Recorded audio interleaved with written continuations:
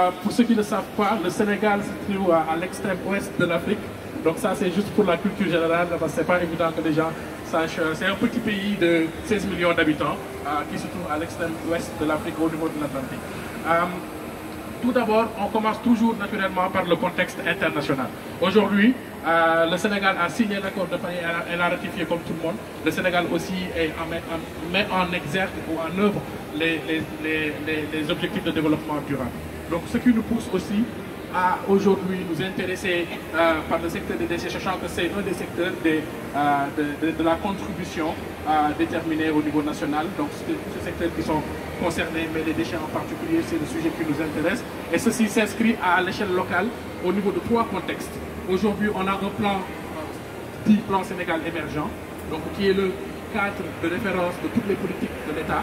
Ensuite, on a une réforme pour les collectivités territoriales qui s'appelle Acte 3, parce que la gestion des déchets, c'est les local municipalities. Donc aujourd'hui, le Sénégal a engagé une importante réforme pour aujourd'hui rendre fort et autonome les collectivités territoriales.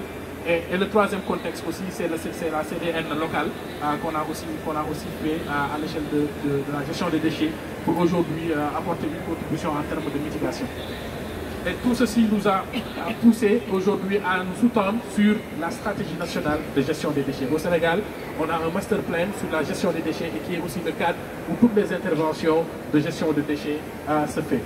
Et dans cette perspective, pour aujourd'hui donner une réponse claire au changement climatique, avec l'appui du Canada et la mise en œuvre par Orion Environnement, le Sénégal aujourd'hui a mis en place ce projet avec une approche sous-régionale qui comme la même chose que la Côte d'Ivoire, vient appuyer la politique climatique déchets au niveau national avec cette approche sous-régionale-là.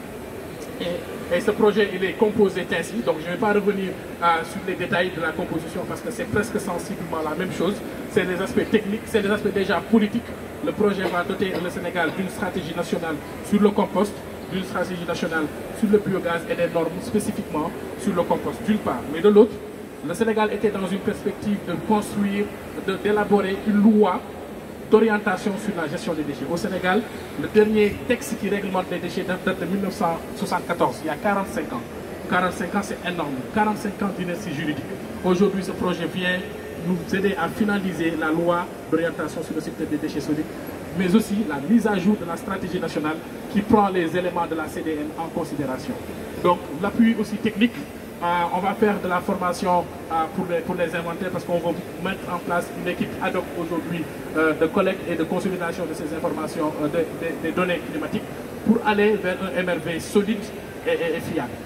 Aujourd'hui, le projet aussi va implémenter un projet pilote de compost parce que l'approche sous-régionale, c'est que la Côte d'Ivoire va faire du biogaz, le Sénégal va faire du compost et ensuite on fait le partage d'expérience. Donc ça permet aujourd'hui, en un seul coup, dans 2 territoires différents qui ont presque les mêmes réalités, d'avoir un résultat qu'on peut partager ensuite à l'échelle sous-régionale. C'est pourquoi l'approche ici, elle est très innovante. C'est pourquoi on appelle aujourd'hui à cette coalition-là entre cette approche sous-régionale, régionale, pour pouvoir véritablement être impactful. Et naturellement, en dernier lieu, le sharing experience, parce que l'idée, c'est d'avoir un modèle qui marche et qui est dupliqué à travers l'Afrique et pourquoi pas à travers même le monde, parce qu'on est aussi dans cet exercice de dire pourquoi ne pas réfléchir à une coalition beaucoup plus grande des pays qui ont les mêmes réalités, pour ne pas réinventer la roue. Aussi, par ailleurs, au-delà de ce projet, l'UCG, le Sénégal, a engagé aussi d'autres projets d'infrastructure. Ce projet va aider à réfléchir à avoir une direction claire, mais aussi on va vers un grand projet qui est financé, qui est multi-bailleur, multi-partenaire, qui s'appelle le Promojet et qui va in fine nous aider à avoir cette infrastructure à l'échelle nationale structurante, qui va nous aider aussi à avoir 147 infrastructures intermédiaires, qui va aujourd'hui, en termes de... On sait que le facteur d'émission dans la gestion des déchets, c'est véritablement l'enfouissement en réalité.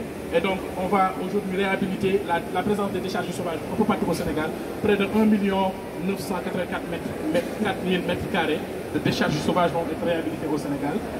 Pour une population de 7 millions qui sera impactée, donc c'est presque 43% de la population. Et naturellement, parce qu'on est aussi dans une logique de créer des emplois.